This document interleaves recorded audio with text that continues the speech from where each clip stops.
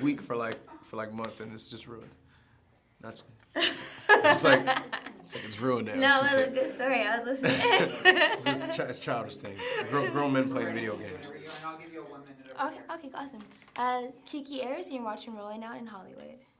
Javon, how are you? I'm doing well. Dear? How about yourself? I want to congratulate you on everything. Thank you. Film won an Oscar. That's exciting. Thank you. I appreciate it. What was your reaction to that? Getting to see, to be nominated was one thing, right. because there were a lot of great films this year. So just to be among the few that were recognized on the Academy level was great. But to see Viola get that win, it was long overdue. She was brilliant in this film, and she has a long resume of phenomenal work. So I was really happy for her.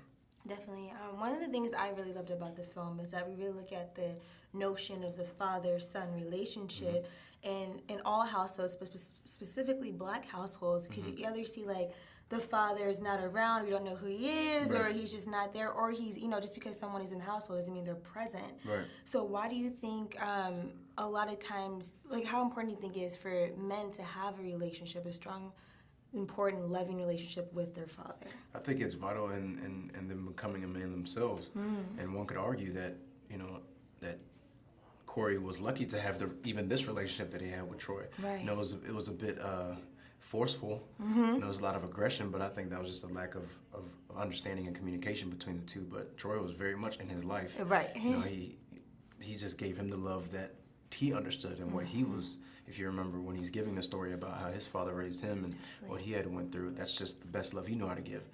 Corey didn't understand that, and many, young people won't, because we think we know everything when we're coming up. But if you were to look back at your life and look at how your parents raised you, I think and what Rose even says, not to be too corny and cliche, is that he did the best with what he had for you. So I think it's vital for, especially in those early years, to create that strong relationship between father and son for the boy to be able to grow into a man himself.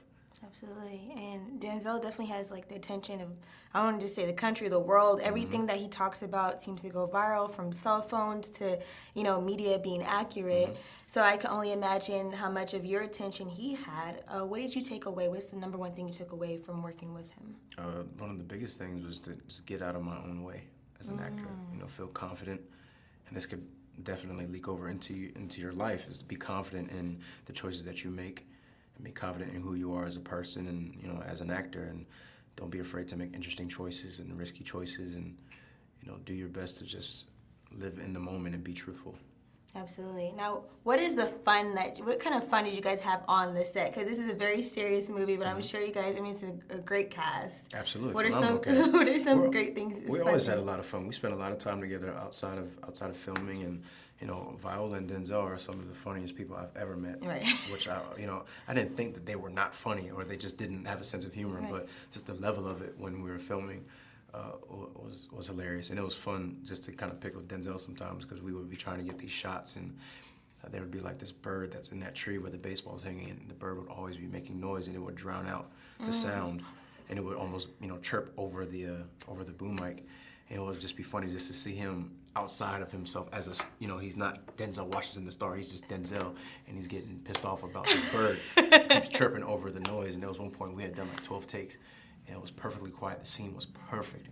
It was just this nice mood to it. And it chirped at the end, and he just stops, and he's like, ah! And screams at the bird, like thinking he's gonna scare it off, and it's quiet, and then starts chirping again. So funny. So just get to see that side of him. He just somebody who was annoyed and just trying to work, and it was funny because he's quirky sometimes. Were you afraid to laugh, or were you like, man, he's pissed? I waited till he laughed, until everybody else laughed, and then I kind of had that awkward laugh at the end, like, oh yeah, that was funny. But you definitely want to wait off him, because sometimes we look at you like, well, that's funny. Of course not. Definitely. So we had a lot of fun, though. A lot of fun. Definitely. And what's next for Javon? Right now, I'm just working on press for The Leftovers. It's our final season. Awesome. Comes out in April, and just trying to find more interesting projects. I've been spoiled, sad to say, working on this type of elite material with these artists. So I think the best thing I can do is just look for projects that speak to me and characters that are interesting, and try to push the envelope on portraying life experiences that I'm not familiar with. That's how you keep it fun, keep it spicy, Absolutely. Spicy. Keep it spicy. Spicy. Season. So I want you to finish this sentence. When I think of a man, I think of... Confidence. Love that. Yeah. Love that. Congrats on everything. Thank you. I appreciate it. I appreciate that. Appreciate it. Thank you. Thank you, Brian. Overall.